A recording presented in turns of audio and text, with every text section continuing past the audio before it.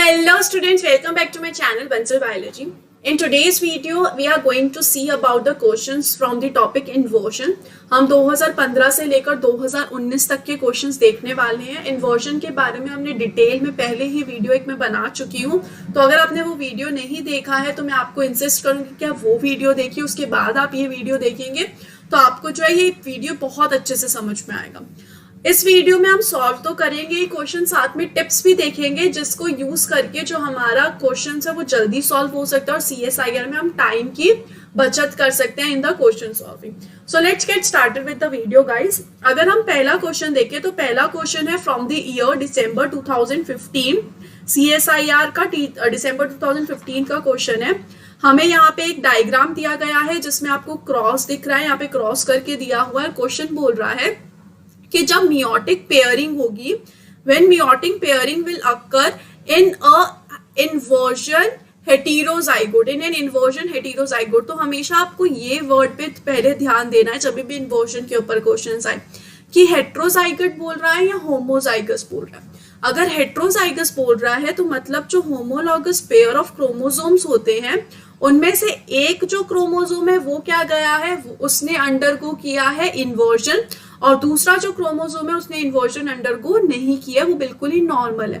तो हमेशा हेटेरोजाइगोट बात की गई है या होमोजाइगोट बात की गई है, इस पे पूरी तरह से ध्यान रखिएगा. उसके बाद क्या बोला है, हमने सिंगल क्रॉसओवर कर रहे हैं, डबल क्रॉसओवर ट्रिपल क्रॉसओवर नहीं है, सिंगल क्रॉसओवर है.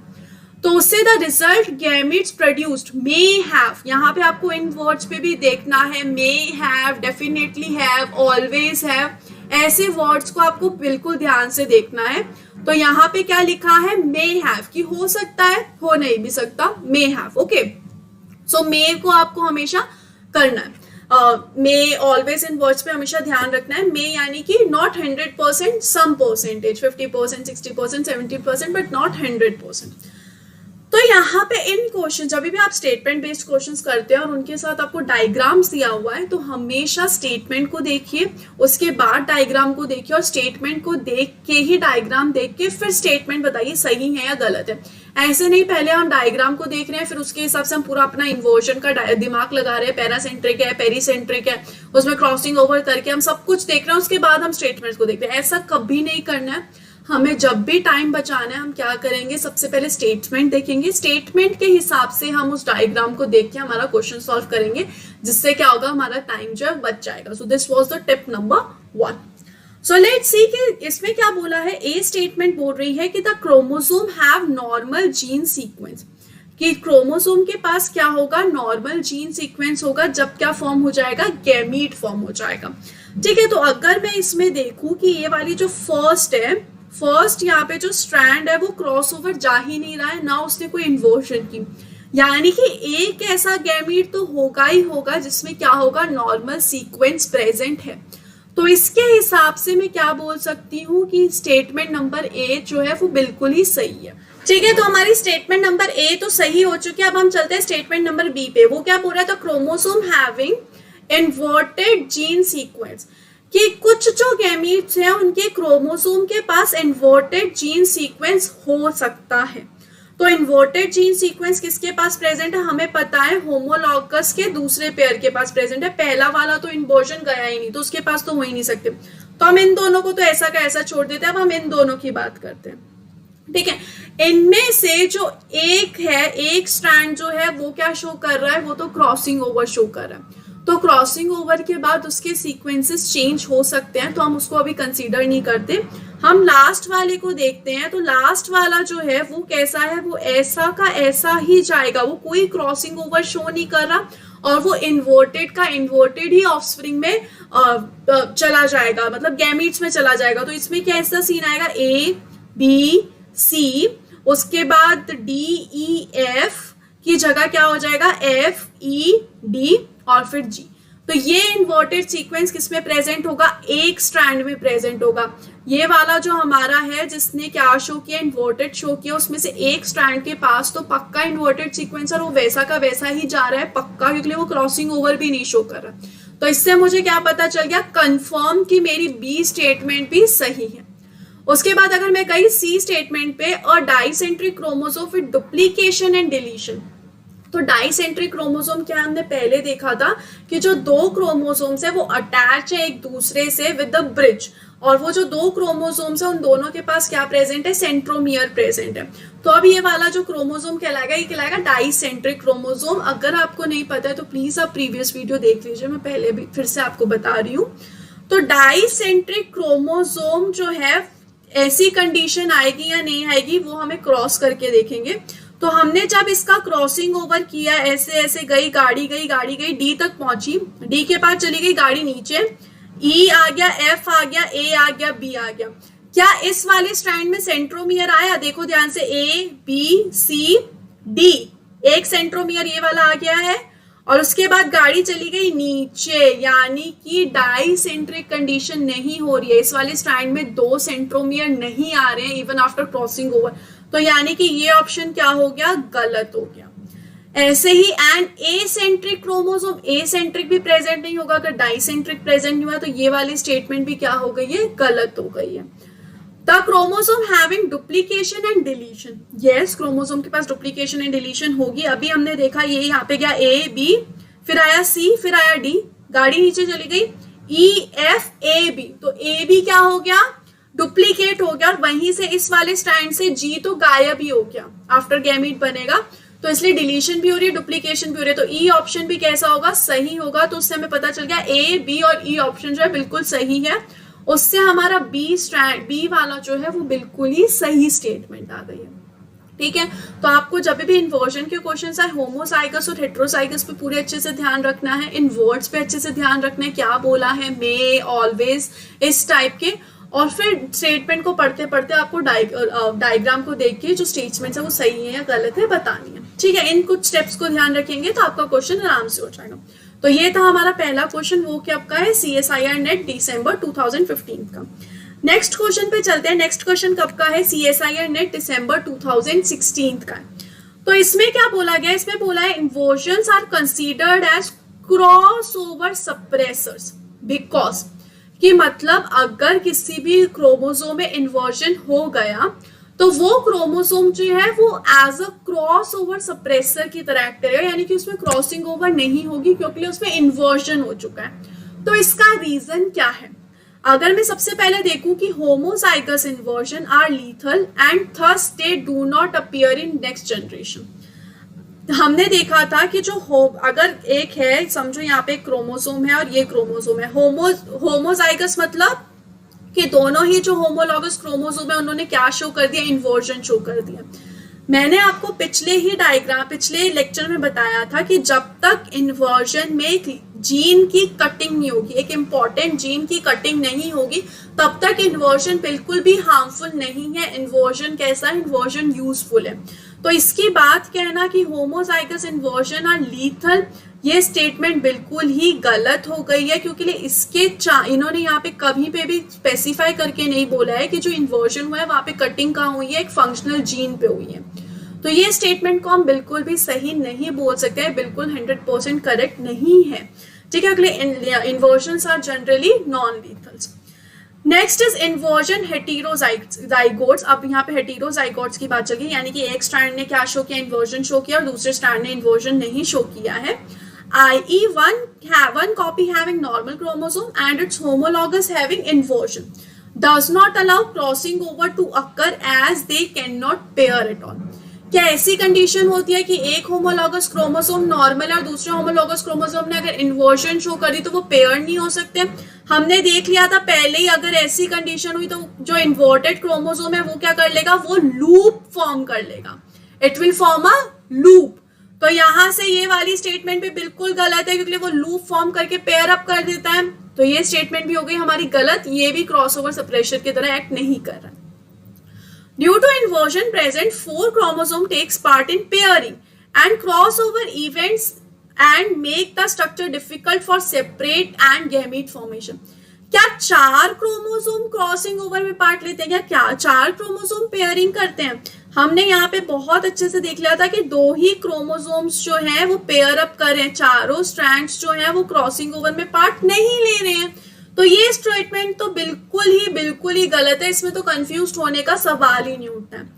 अब हमें पता चल गया ऑब्वियसली लास्ट स्टेटमेंट सही होगी, फिर भी हम देखते हैं the pairing and crossing over do occur in inversion heterozygotes, मतलब ये होती है but the gamete having cross over products are lethal, कि क्रॉसिंग ओवर हो गई हेट्रोजाइगोट्स में, लेकिन उनसे जो क्रॉस ओवर प्रोडक्ट्स होंगे, जो गैमीट्स होंगे, वो कैसे हो सकते हैं, लीथल हो सकते हैं। क्यों लीथल हो सकते हैं, क्योंकि लिए हमने देखा था कि कुछ गैमीट्स के पास वायबल क्रोमोसोम आते हैं और कुछ गैमीट्स के पास नॉन वायबल आते हैं, क्योंकि उनमें कुछ कुछ स्ट्रैंड्स कट किया होता है या डिलीशन होती है, डुप्लीकेशन होती है, हमने प्रीवियस क्वेश्चन में भी देखा था। इसकी वजह से जो गैमीट्स है उनके पास बिल्कुल अच्छे से क्रोमोसोम नहीं पहुंचता है, नॉर्मल क्रोमोसोम नहीं पहुंचता है, जिसकी वजह से वो लीथल की तरह एक्ट कर सकता है। इसलिए क्या हो गया, इसलिए इन्वर्जन जो है वो क्रॉसओवर सप्रेसर की तरह एक्ट करता है। तो आई होप आपको ये क्वेश्चन बिल्कुल क्लियरली समझ में आ गया होगा। आपको बस स्टेटमेंट देखनी है, इसमें तो कुछ नहीं है, बस स्टेटमेंट्स देखनी है और थोड़ा थोड़ा आपको अपना रिकॉल करके टॉपिक फटाफट जो है आंसर लगा देना। नेक्स्ट क्वेश्चन अगर मैं देखूं तो नेक्स्ट क्वेश्चन है जून 2018 का क्वेश्चन। कब का क्वेश्चन है ये, जून 2018 का क्वेश्चन है। काफी लंबा क्वेश्चन है, बहुत सारी चीजें भी दे रखी है स्टेटमेंट में, तो बच्चे जनरली डर जाते हैं और छोड़ देते हैं। आपको बिल्कुल भी ऐसा नहीं करना है, ऐसे डायग्राम बेस्ड क्वेश्चंस को आपको हमेशा अटेम्प्ट करना है, क्योंकि ये जल्दी सॉल्व हो जाते हैं। इसमें क्या बोला है, इसमें भी इन्वर्जन की बात बोली गई और एक हेट्रोजाइगोट की बात की गई है, ठीक है। मतलब एक होमोलॉगस क्रोमोसोम नॉर्मल है, एक होमोलॉगस क्रोमोसोम अफेक्टेड है। नॉर्मल वाले के पास सीक्वेंस है A B C D E F G, while inverted के पास प्रेजेंट है A B E D C F, ठीक है। सीक्वेंस बिल्कुल ही चेंज हो गया है, ई आ गया, फिर डी आ गया, सी आ गया और एफ आ गया, मतलब सीक्वेंस ही बिल्कुल अलग ही तरीके से इन्वर्ट किया गया है। और यहाँ पे इन दोनों की पेयरिंग की गई और क्रॉसिंग ओवर हुआ है। अब हमें स्टेटमेंट को देख के वंस अगेन डायग्राम देखना और बताना है कि क्या है। सबसे पहले this is a pericentric inversion. Pericentric inversion क्या होता है कि जहां पे क्रॉसिंग ओवर हो रही है उधर ही क्या प्रेजेंट है, सेंट्रोमियर प्रेजेंट है। बल्कि इस कंडीशन में हम देख सकते हैं कि ये जो क्रॉसिंग ओवर है वो तो हो रही है यहाँ पे इस रीजन में, और सेंट्रोमियर कितना दूर दराज में आराम से खुशी खुशी बैठा है वो। तो क्या ये पेरीसेंट्रिक कंडीशन हो सकती है, बिल्कुल ही नहीं हो सकती है पेरीसेंट्रिक कंडीशन। तो अब ऑप्शन में जहां पे भी ए दिया है हम उस ए वाले ऑप्शंस को तो पहले ही कट कर देंगे। नेक्स्ट पूछते हैं, this will generate a dicentric and an acentric chromosome following separation of chromosomes after crossing over. यानी कि क्रॉसिंग ओवर होने के बाद हमें क्या मिलेगा, एक डाइसेंट्रिक क्रोमोसोम मिलेगा और एक एसेंट्रिक क्रोमोसोम मिलेगा। तो हमें पता है पैरासेंट्रिक में जनरली यही होता है कि एक डाइसेंट्रिक क्रोमोसोम मिलता है और एक एसेंट्रिक क्रोमोसोम मिलता है, ये हमने पढ़ा है, लेकिन फिर भी हम एक बार इसको क्रॉस करके देखेंगे। तो इसमें अगर मैं देखूं, यहाँ से मैंने शुरू किया ए बी सी डी, ठीक है। डी के बाद ये कहाँ चला जाएगा, डी के बाद ये चला गया नीचे, और यहाँ पे कहाँ पे बात आ जाएगी, ई बी ए, ठीक है। तो ए बी सी डी और फिर से घूम के आ गया ये ई ए बी ए। तो यहाँ पे क्या हुआ, इस स्ट्रैंड के पास यहाँ पे प्रेजेंट है सेंट्रोमियर, यहाँ पे भी क्या प्रेजेंट है, सेंट्रोमियर प्रेजेंट है। तो इसमें ये वाला जो पूरा स्ट्रैंड है इसके पास क्या हो जाएगा, इसके पास 2 सेंट्रोमियर प्रेजेंट है, यानी कि कौन सी कंडीशन आ गई, डाइसेंट्रिक कंडीशन आ गई। अगर डाइसेंट्रिक कंडीशन है तो ऑब्वियसली एसेंट्रिक कंडीशन भी प्रेजेंट होगी, हम देख लेते हैं कंफर्मेशन के लिए। तो अगर मैं इस तरफ देखूं, जी एफ, फिर यहाँ पे गया, नीचे गई गाड़ी डी सी, और ये यहाँ पे जाके यहाँ पे खत्म हो गया। क्या इस स्ट्रैंड को एक भी सेंट्रोमियर मिला, नहीं मिला। तो ये कैसी कंडीशन होगी, एसेंट्रिक की, यानी कि बी ऑप्शन बिल्कुल ही सही है। अब मैं यहाँ पे ऑप्शंस में ढूंढूंगी तो सिर्फ एक यही ऑप्शन है जिसमें बी इंक्लूडेड है, तो मुझे पता चल गया, ठीक है। फिर भी मैं कंफर्म करने के लिए एक बार स्टेटमेंट पढ़ लेती हूँ। This will generate 2 monocentric recombinant chromosomes, 2 mono following separation of chromosomes after crossing over, यानी कि 2 मोनोसेंट्रिक रिकॉम्बिनेंट क्रोमोसोम्स बनेंगे। मोनोसेंट्रिक यानी कि एक ही सेंट्रोमियर है, लेकिन दोनों ही कैसे है, रिकॉम्बिनेंट है। तो ये पॉसिबल है क्या, ये तो बिल्कुल पॉसिबल है, क्योंकि अभी हमने देख लिया कि डाइसेंट्रिक और एसेंट्रिक बन रहे हैं, तो ये स्टेटमेंट तो बिल्कुल ही गलत हो गई। All the gametes thus formed will have deletion और duplication। क्या हर के पास होगी डिलीशन और डुप्लीकेशन, तो नहीं। जो पहला स्ट्रैंड है वो तो गया ही नहीं क्रॉसिंग ओवर, ना उसमें कोई इन्वर्जन वगैरह हुई है, तो सवाल ही नहीं उठता है कि सबके पास क्या होगी, डिलीशन डुप्लीकेशन। तो ये भी गलत हो गया। चलो अगर हम नेक्स्ट देखें, नेक्स्ट स्टेटमेंट क्या बोल रही है कि 50% of the gametes having non recombinant chromatid, यानी कि अगर हम टोटल 4 गैमीट्स बनाएंगे तो 4 गैमीट्स में से 2 गैमीट कैसे होंगे, रिकॉम्बिनेंट टाइप, यानी कि उनमें क्या हुई है, क्रॉसिंग ओवर हुई है, और 2 कैसे होंगे, नॉन रिकॉम्बिनेंट टाइप, जिनमें क्रॉसिंग ओवर नहीं हुई है, ये तो हमें पता है, ठीक है। तो अब इनमें से जो रिकॉम्बिनेंट टाइप है उसमें जो 50% है वो नॉन वायबल होंगे। कैसे होंगे, वो नॉन वायबल होंगे, यानी कि वो सरवाइव नहीं कर पाएंगे, वो लीथल होंगे, और वो जो क्रोमोसोम होगा वो किसी काम का नहीं होगा। वाहिल 50% gametes having non recombinant chromatid will survive. अब अगर हम पहले नॉन रिकॉम्बिनेंट की बात देखते हैं, तो जो फर्स्ट वाला है वो बिल्कुल भी नॉन रिकॉम्बिनेंट है, उसने कोई क्रॉसिंग ओवर नहीं की, वो बिल्कुल अच्छे से सरवाइव कर जाएगा गैमीट्स में। तो जो बाद वाली स्टेटमेंट है वो बिल्कुल ही सही है।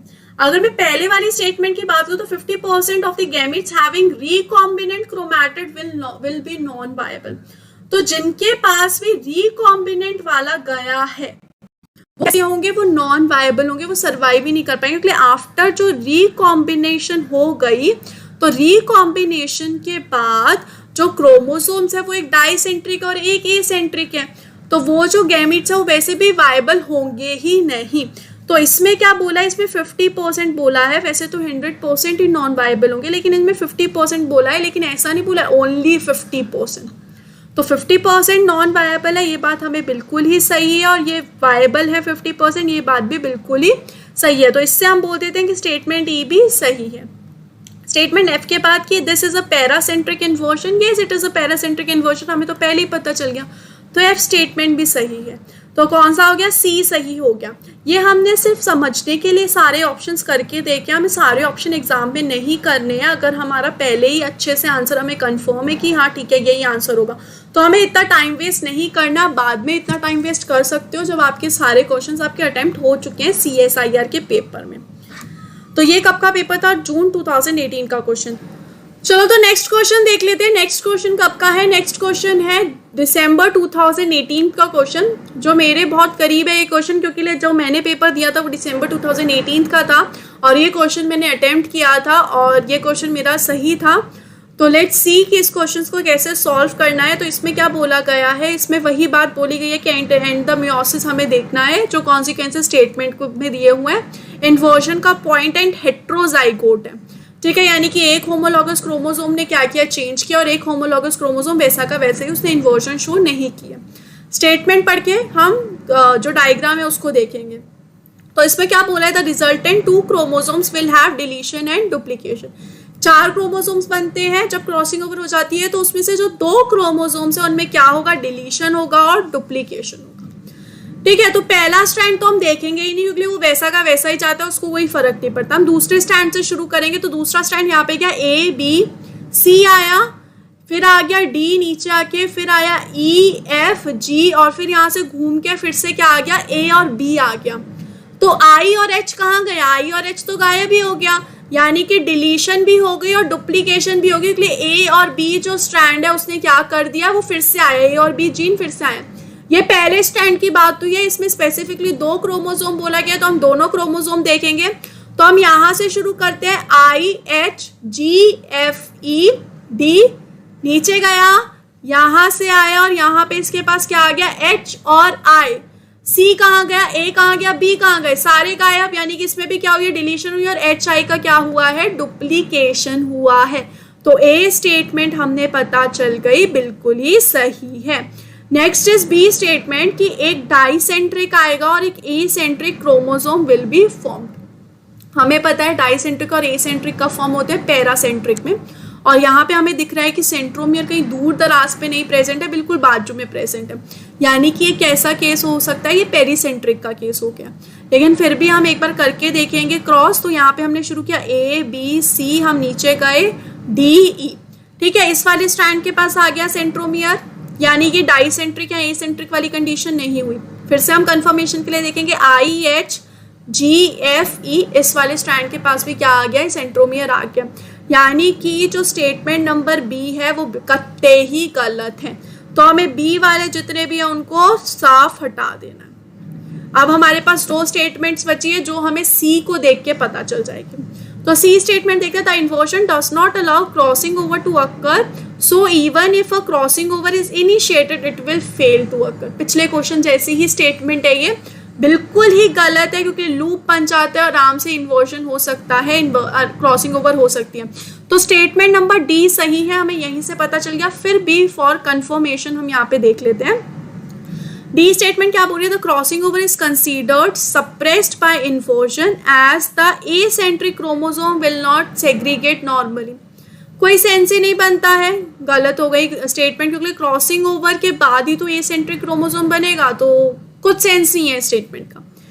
Next is all the gametes formed with crossing over chromatids at the end of meiosis will be non viable and they carry large deletion and duplication. कि इसमें क्या बोला है कि जितने भी गैमेट्स बनेंगे क्रॉस ओवर क्रोमैटिड के साथ, ठीक है, चारों की बात नहीं चल रही है, क्रॉस ओवर क्रोमैटिड के साथ। यहीं पे बच्चे कंफ्यूज हो जाते हैं, यानी कि यहाँ पे किसकी बात चल रही है, सिर्फ दो क्रोमोसोम्स की, दो क्रोमैटिड्स की, जिसने क्या किया, क्रॉस ओवर किया है, और वो क्या हो जाएगा, मियोसिस का नॉन वायबल होंगे और वो क्या कैरी करेंगे लार्ज डिलीशन एंड डुप्लीकेशन। अब भी देखा है हमने, एक के पास डुप्लीकेट हो गया ए बी और एक के पास डुप्लीकेट हो गया एच आई, और दोनों में कुछ ना कुछ डिलीशन है, तो स्टेटमेंट नंबर ई बिल्कुल ही सही है। Next is the gametes having non crossover chromatid will survive. कि जो गैमीट्स है उन्होंने जिन्होंने नॉन क्रॉसओवर किया, कोई भी क्रॉसओवर नहीं किया, वो आराम से सर्वाइव करेंगे, ऑब्वियसली आराम से सर्वाइव कर सकते हैं, ना उसमें कोई डिलीशन हुई ना डुप्लीकेशन हुई। तो आराम से, बड़े आराम से आपको ऑप्शन नंबर डी टिक कर देना है शुरू की स्टेटमेंट देख के, ठीक है।